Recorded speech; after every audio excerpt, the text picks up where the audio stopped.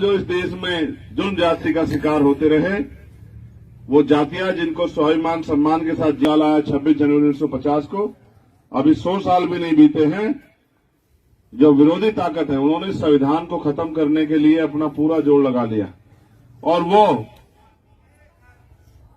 पूरा प्रयास कर रहे हैं कि ये संविधान जो है किसी तरह से खत्म हो जाए, क्योंकि अगर संविधान रहेगा तो बराबरी का हक रहेगा, बराबरी की ताकत रहेगी, हमें भी पढ़ने पढ़ाने आगे बढ़ने के अवसर मिलेंगे। सब लोग नहीं चाहते कि गरीबों के घरों में उजाला आए, सब लोग नहीं चाहते कि गरीबों की जिंदगी में बदलाव आए। अगर चाहते तो आप बताओ, आपके घर इस बात की गवाही है कि क्या कभी किसी ने आपके टूटे हुए घरों को देखा? क्या कभी आप आज आपके घर आजादी के 75 साल बाद भी ऐसे हैं तो सोचो 20-30 साल पहले क्या हालात होंगे। मेहनत मजदूरी करके तमाम तरह की मुसीबतें सह के आप लोगों ने ये घर और कारोबार तैयार किए हैं। अब भी जो हुकूमत में बैठे लोग हैं वो चाहते हैं कि इन चीजों को भी आपसे छीन लिया जाए। पहले तो जो हमारे महापुरुष हुए हैं वो भी स्कूल में नहीं जा पाते थे, उनको भी स्कूल के बाहर बैठ के पढ़ना पड़ा बाबा साहब अम्बेडकर। फिर संविधान आया तो पाल, प्रजापति, सैनी, कश्यप, मौर्य, शाक्य, कुशवाहा, बिंद, राजभर, केवट मल्ला, यादव, जाट, गुर्जर, चमार, वाल्मीकि, पासी, धोबी, कोरी, खटीक के बच्चे को भी स्कूल में पढ़ने का अधिकार मिला। और सिर्फ पढ़ने का नहीं, नौकरी करने का, रोजगार करने का, खेती करने का, व्यापार करने का, देश दुनिया में घूमने का, ये सारे अधिकार दिए संविधान ने। और आज उस संविधान को ये भारतीय जनता पार्टी की सरकार खत्म करना चाहती। क्यों? इसी संविधान की वजह से एक प्राइमरी स्कूल के मास्टर का बेटा भी लोकसभा का चुनाव लड़ रहा है। वो लोकसभा का चुनाव जिसे लड़ने वाला आदमी, और अगर उनके ज्यादा लोग जीत जाएं तो प्रधानमंत्री बनता है। ये चुनाव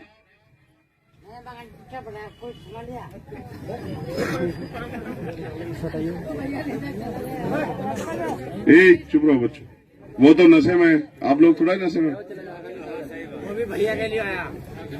बिठा लो बिठा लो बिठा लो, गर्मी मत बिठाना, नशे में। पता लगा तबीयत खराब हो जाए, इसके बच्चों का क्या होगा इसको नहीं फिक्र है। इसको क्या पता, अगर इसकी ये तो अपने शौक में है, अगर इसे कुछ हो गया तो इसके बच्चों की तरफ कोई पलट के भी नहीं देखेगा, इसकी पत्नी को, इसके बच्चों को क्या सहना पड़ेगा, इसको क्या पता।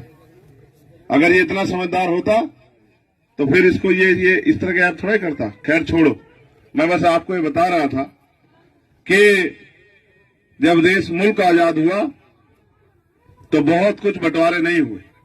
जिन जातियों को पढ़ने लिखने का भी अधिकार नहीं था, उनको उनके जीवन में बहुत कुछ परिवर्तन नहीं हुए। सबसे बड़ा परिवर्तन हुआ जब संविधान लागू हुआ, जो संविधान हमें बराबरी का हक और अवसर देता है। धन धरती राजपाट में बंटवारा नहीं हुआ। जिनके पास नौकरी रोजगार नहीं थे, उनको नौकरी रोजगार नहीं मिले।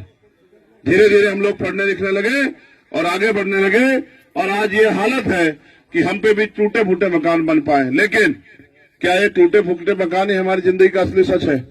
क्या हमें गरीबी में पैदा होकर गरीबी में मरना है? क्या हमारे कुछ सुख सुविधा और सपने नहीं होने चाहिए? जबकि संविधान तो हमें देता है बराबर के आजादी, स्वाभिमान सम्मान का जीवन। संविधान तो हमें देता है कि गरीब का बेटा भी पढ़ लिख के डॉक्टर, इंजीनियर, IAS, IPS, वकील, जज बने और अपने परिवारों के साथ जो परेशानियां उनको हल करने का काम करे। क्योंकि ये चुनावी कार्यक्रम है और मेरे पास बहुत सारे कार्यक्रम हैं। मैं बस आपसे अपील करने आया हूं कि आप अगर चाहो तो बाबा साहब अम्बेडकर के 4 बच्चों की कुर्बानी से मिली वोट से मुझे अपने बेटे, अपने भाई चंद्रशेखर आजाद को वोट की ताकत से उस लड़ाई को लड़ने का मौका दे सकते हो, जिस लड़ाई से, जिस ताकत से बहुत सारे फैसले बनते हैं, जिस ताकत से पार्लियामेंट में आपके हकों के लिए आवाज उठती है, जिस ताकत से जहां कानून बनते हैं और जहां से कानून लागू होते हैं उस पंचायत में पहुंचने का मौका आप अपनी वोट से मुझे भी दे सकते हो। आपने सब लोगों को मौका दिया और जिन्हें आपने मौका दिया वो मौका आपसे लेके अपने परिवार और खुद तक सीमित हो गए। उन्होंने अपने परिवार को आगे बढ़ाया, अपने बच्चों को अच्छी सुख सुविधाएं दी, लेकिन गरीबों की तरफ पलट के नहीं देखा। आज भी कोई अगर अपनी बात करने जाता है तो लोगों के दिलों में लगता है पता नहीं ये आदमी हमारी मदद करेगा नहीं करेगा, पता नहीं ये भी आदमी दूसरों को धोखा तो नहीं देगा। लेकिन सच ये है कि मैंने पिछले 11 साल के जीवन में इतनी लड़ाइयां लड़ी, कभी ये नहीं सोचा कि ये लोग मेरा साथ देंगे नहीं देंगे।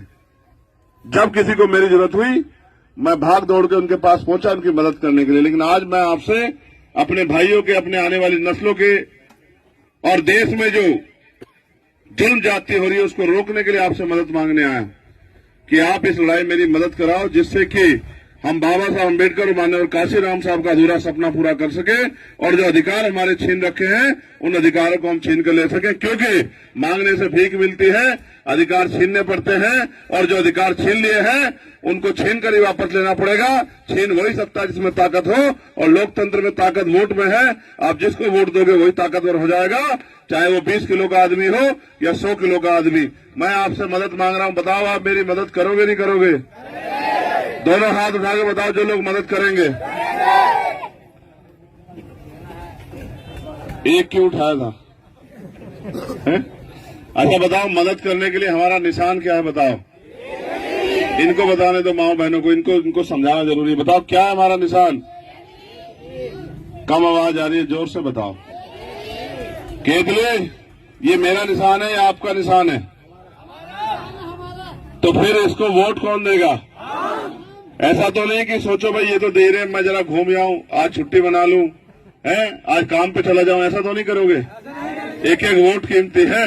अगर वोट से पीछे रह गया तो आप 5 साल सर पे हाथ रख के बैठे रहोगे कि अगर मैं अपने काम पे ना जाता, मैं वोट डालने जाता तो चंद्रशेखर आज पार्लियामेंट में होता, और पार्लियामेंट में होता तो आज मेरे बच्चों के लिए अच्छे स्कूल, कॉलेज, यूनिवर्सिटी, हॉस्पिटल बनवाने के लिए, उद्योग धंधे लगवाने के लिए, हम पे जो जुल्म हो रहा है उसको रोकने के लिए सीना तान के लड़ता। हमारी गलती की वजह से चंद्रशेखर कमजोर रह गया, इस बात का पछतावा आपको रहेगा। मेरी माओ बहनों से मैं पूछ रहा हूं, क्या विधवा वृद्धा पेंशन मिलती है आप लोगों को? कितनी कितनी पेंशन मिलती है? 6 महीने के। हाँ, देने वाला बहुत तेज है ना, तो आपके मुंह से 3,000 निकले, इसलिए 3,000 6 महीने में देता। मगर ये बताओ महीने में कितने बैठते हैं?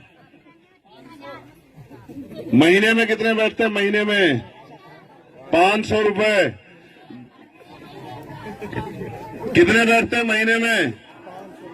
हाँ, गणित तेज नहीं है आपका। अगर 6 महीने में 3,000 रुपए मिलते हैं तो 6,000 आपको अलग से आ रहे हैं क्या?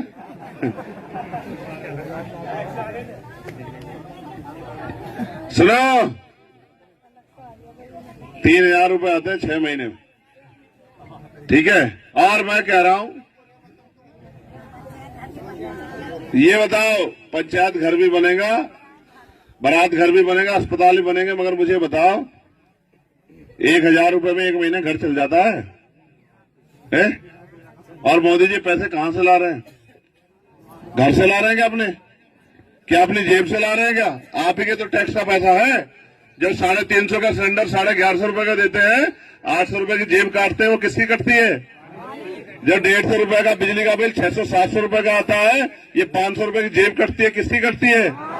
आप नजीबाबाद जाते होंगे, नजीबाबाद जाते हो ना कस्बे में? कौन से कस्बे में जाते हो? कितना पैसा लगता है आज जाने का? 25 रुपए। जाने का कितना पैसा लगता है? 5 साल पहले कितने पैसे लगते थे? ये जो 20 रुपए बढ़ के रोज, अगर एक बार जाओगे तो रोज के 20 रुपए कटेंगे, किसकी जेब से कट रहे हैं? 100 रुपए का सरसों का तेल 200 रुपए का होगा, किसकी जेब से कटा? 45 रुपए का पेट्रोल 100 रुपए का होगा, किसकी जेब से कटा? किसानों को कहा आय दुगनी करेंगे, किसानों की खाल खींच ली इन्होंने। एक किसान की आय जो है वो 27 रुपए है, और उसके ऊपर कर्ज है लाखों रुपए का। अगर अडानी अंबानी का करोड़ों रुपए कर्ज माफ करते हैं, 15-15 लाख करोड़ का, और गरीब का 500 रुपए का बिजली का बिल नहीं माफ करते, ये सरकार अमीरों की है। इन अमीरों की सरकार से सावधान रहना पड़ेगा और अपने बच्चों का भविष्य सोचते हुए अपने बीच के लोगों को ताकत देकर आगे बढ़ाना पड़ेगा। क्योंकि बाबा साहब अम्बेडकर वोट का अधिकार हमें शासन करने के लिए देके गए, किसका पिछलग्गू बनने के लिए नहीं। कि अब इनको वोट दे और ये लोग हमारी खाल खींचे, हमें गरीबी बेबसी में रहने के लिए मजबूर करे, हम पे जुल्म जाते अन्य अत्याचार करे, हमारी गरीबी का मजाक उड़ाए, हमारे टूटे घरों को देख के अपनी गाड़ी में बैठ के मुस्कुराए कि देखो आजादी के 75 साल बाद भी हमने इनकी हैसियत नहीं बनने दी, इनको ऐसा ही बना के रखा। इसलिए आपसे कह रहा हूं, पहले हर साल 5-7 बच्चे नौकरी लगते थे गांव में, कोई पुलिस में जाता था, कोई रेलवे में जाता था, कोई आर्मी में जाता था, कोई पटवारी सेक्रेटरी बनता था, कोई मास्टर बनता था। अब बनता है क्या कोई? अब तो भर्ती बाद में आती है, पहले पेपर लीक हो जाता है। हुआ नहीं हुआ पुलिस का पेपर लीक? 400 बच्चे एक 400 रुपए एक बच्चे से लिए नहीं। और जब पेपर देने गया और माँ सोच रही थी, माँ ने दही खिला के भेजा चीनी डाल के कि जा बस एक नौकरी करके आ जाना, हमारे दिन बदल जाएंगे। जब गया पेपर दे के आया तो पता लगा पेपर लीक हो गया। 400 रुपए के हिसाब से 200 करोड़ रुपए सरकार ने इकट्ठे कर लिए और गरीब को वहीं मरने के लिए छोड़ दिया। इसलिए आपसे कह रहा हूं, अब आप इन अमीरों के चक्कर में मत पड़ो। अब आप अपने बेटे, अपने भाई चंद्रशेखर को ताकत देके उसको पार्लियामेंट भेजो, जो पार्लियामेंट में जाके वो आपके बच्चों के हितों के लिए वहां सरकार से लड़ सके। आप बताओ, क्या आपके क्षेत्र में एम्स जैसा हॉस्पिटल होना चाहिए नहीं होना चाहिए? बताओ। क्या कभी किसी नेता के मुंह से आपने सुना? क्यों नहीं बोला वो? क्योंकि उनको क्या फर्क पड़ता है मरो या जियो। एक बारात घर को ही वो हो रही है, 50 घर तो घर बन जाएंगे। अपने घर के हालात तो देख ले, उस घर को तो देख ले, बारात घर का क्या करेगी? घर अपने आप एक घर सुरक्षित हो जाएंगे तो बारात घर भी हो जाएंगे। जिन पे अपने घर भी पक्के नहीं है वो क्या बारात घर के लिए लड़ रहे हो? बारात घर बन जाएगा, सुन ले, तेरे बेटे को नौकरी मिल जाएगी ना, वही बनवा देगा बारात घर। तो फिर बारात घर, अब हमने हाथ फैला रखा है सबके आगे कि कुछ दे दो, कुछ दे दो, कुछ दे दो। हम अपनी ताकत क्यों नहीं बनाते? एक नहीं 50 बारात घर बनेंगे जब आप पे ताकत होंगी। जब बाबा साहब ने हमें ताकत दी, कलम पकड़ो और लिखो, जो जो समस्या है इनको पूरी करो। हम सबसे कहते हैं बारात घर बना दो, मैरिज हॉल बना दो। ये वोट इसलिए नहीं है कि बारात घर बने, ये वोट इसलिए है कि हमारे बच्चों को रोजगार मिले, स्वाभिमान सम्मान का जीवन मिले। ये वोट इसलिए है कि जब हम सड़क पे चले कोई जाति के आधार पर हमारा शोषण ना करे। ये तो सरकार का काम बलात्कार बनाना। आपका मजबूत नेता तो कभी का बलात्कार बन जाता, अभी बन जाएगा 1 साल में, चिंता मत करो। एक नहीं 2 बलात्कार बनवा देंगे ऊपर नीचे। आज कहूंगा ये आचार संहिता में आता है कि भाई कुछ बनाने की बात कह रहे हैं, ठीक है? अभी तो हमारे लोगों को ये भी नहीं पता, तो इसलिए कह रहा हूं। ये बताओ मेरी बहनें, बताओ नौकरी रोजगार करना चाहती नहीं चाहती हो? बताओ। या यही चौला चौका में खत्म होनी जिंदगी?